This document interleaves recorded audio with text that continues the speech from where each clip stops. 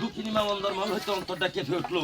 দুঃখিনী মা ডাক দিয়ে কথা বলে যাচ্ছি রে রানীমা কি প্রতিদিন হাত ছাড়ে শুধু মানাসিনি আজকাল শুনলাম সকাল হইতে উকিলার বাণী এই কারণে আমার চোখে এসে গেছে পানি। তুমি ভক্তির জন্য ভিক্ষা লয়ে দাও।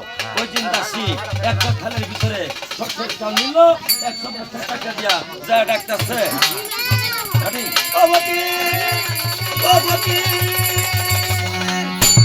আই যাও ভকি যাও যাও আর ওখানে আছি বাইঠালে যাও বাইকলে আছি বন্দরাতি বদনে হার মধ্যে ওইসরে কি উকানে যাও উক্কা মানে ভিক্ষানে যাও এই তুমি কেডা আমি এই বাড়ির সব কর্তা সব করতে মানে কি দাসী দাস আমি দাই দাসের হাতের ভিক্ষা নেই না। আপনাকে হাতে ভিক্ষা এই চাও অন্তর মহলে আছে মা মা যদি ভিক্ষা দেয় তাহলে পাই নইলে এই জায়গাতে মরে যায়। মরে গেলে আমাদের কি হবে মল্লেও বেজাল আছে। আমরা যাও। 1 যুগ 12 বছর বৃষ্টি হইতো না, কথা দুর্গন্ধ দূর হইতো না, কাতারে কাতারে লোক মরবো।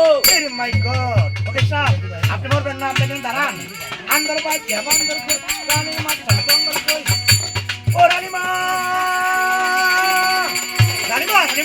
দাসি ফকির ভিক্ষা নেই নাই ফকির কি বলে? ফকির বলে ওই বাড়ি রানী মা ভিক্ষা দিতে হলে পাই আর নাইলে না দিলে মরে যা মরলে বেদল আছে এই কেমন বেজা? 1 যুগ 12 বছর মেয়ে কিচ্ছু হবে না আরে পয়সা বন্ধ যাবে না কাতার কাতার লোক মারা যাইবে দাসি রে তাইলে মনে হয় হকিটা একসময় বড় লোক ছিল, তাই অল্প ভিক্ষায় মন ভরলো না।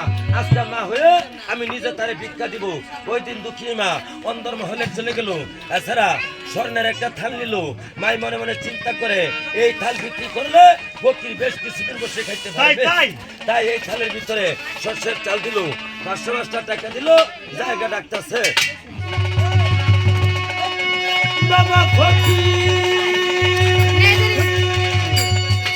মা ভাগো সালাম রাঙ্গা পায়ে মা সালাম কিন্তু আপনার ভিক্ষা দেওয়ার সাথে সাথে এই কেন ভিক্ষা ডালা পড়ে গিয়েছে মা বাবা ফকির আমি যখন তোমার হাতে ভিক্ষা তুলে দিব পিছন দিয়ে কে যেন বলতেছে আজকের মতন এই ফকিরকে ভিক্ষা দিবেন না।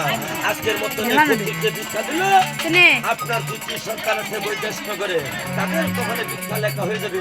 বাবা ফকির হ্যাঁ তোমরা জেনে তো ফকির আউলিয়া